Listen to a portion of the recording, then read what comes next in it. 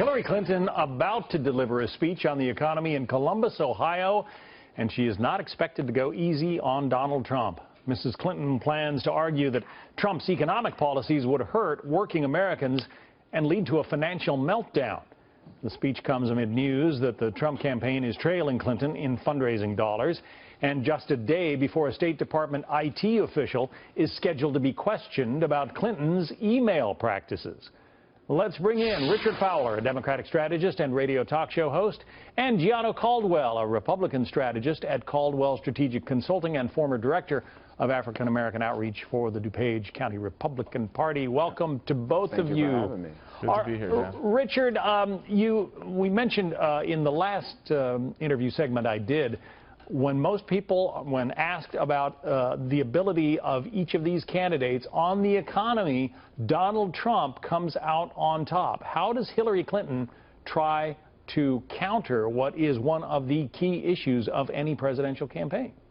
Right, there's no question that the American people are hurting, and this will be a key issue for this race, like the president would say, it's the economy, stupid, right? And I think what Hillary Clinton has to do, this is her first big economic speech she'll give, and what she's going to have to do is outline how she plans on turning this economy around and continuing the 72 months of consecutive job growth we've already had. Part of her plan would ask for the same type of infrastructure investment that we saw during the Great Depression in the 40s and 50s, that same percentage of infrastructure spending. And that's really important, because here's what we know. For every $1 billion you spend investing in building bridges, building roads, rebuilding schools, and building hospitals in this country, you create almost 40,000 jobs. Just on the first level, not to mention that it will empower small businesses, it will get folks and get the economy going in and rebuild confidence, and that's what Hillary's planning to do. Didn't Barack Obama try that, though, with shovel-ready jobs?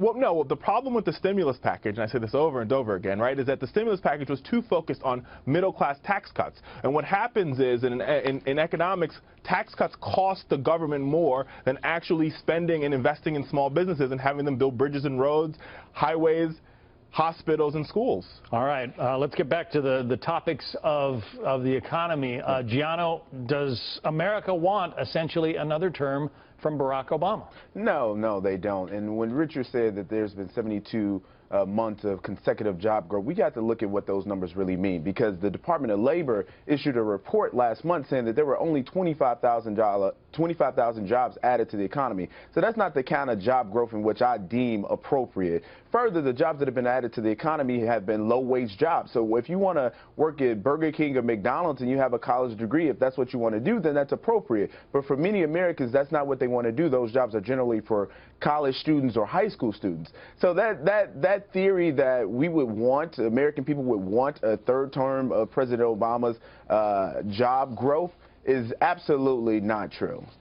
So when Americans, pull the lever or, punch the card, Richard, are they going to see Hillary Clinton as an extension of Barack Obama's economic policies? Well, no, I think Hillary Clinton's, where you're going to see a stark difference is that Barack Obama has been able to get a lot of stuff done because of gridlock in Congress. Hillary Clinton's going to hopefully bring in some coattails, take back the United States Senate, and really be able to move some huge bills that are usually bipartisan, like a transportation bill, like building bridges. Now, let me make one other point here, John, where I think where Gianno, I think, is incorrect, right? So, yes, last month's labor numbers weren't that good, but overall, if you look at the past 7 years of this presidency, we've created over 60 million jobs.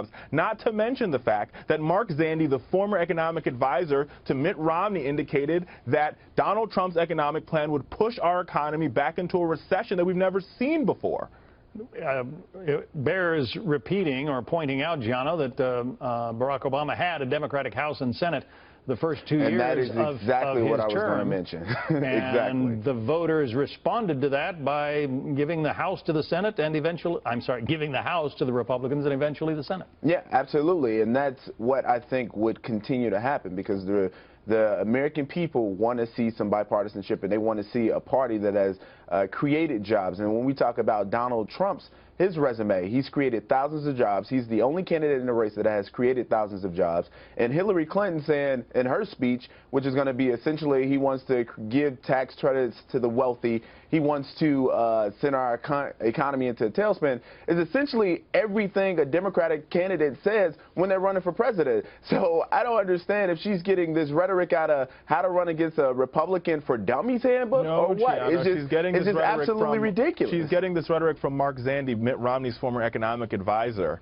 All right. Okay, so let me ask you this. I worked for Mitt Romney in 2012. There's a lot of Romney people who just don't like Donald Trump, and that's okay.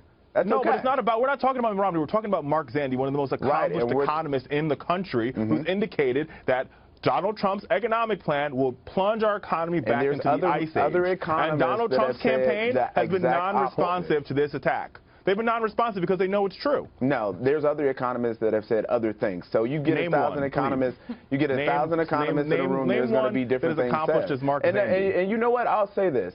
Perhaps Donald Trump's plan isn't as golden as it should be, but he's getting ready to reboot his campaign, where he's bringing in advisors that can go beyond the rhetoric and provide this is more than solid advising. policy positions. This is about fundamentally restarting our economy, and how you do that, every economist will tell you, is I'm making an investment in the American people and putting them back to work rebuilding America. That's exactly what Hillary Clinton would outline in the next 30 minutes, how we build bridges. Our roads are falling apart. Our airports are falling apart. Everybody's been to LaGuardia. Exactly what Donald Trump has been saying. You got to rebuild those airports. This is exactly what Donald Trump has been saying from the beginning of his campaign. No plan, though. Absolutely. He's been saying this from the beginning of his campaign. So what you're saying, Hillary Clinton is going to say this. Gentlemen, I'd love to continue the conversation, but we're going to have to leave it there.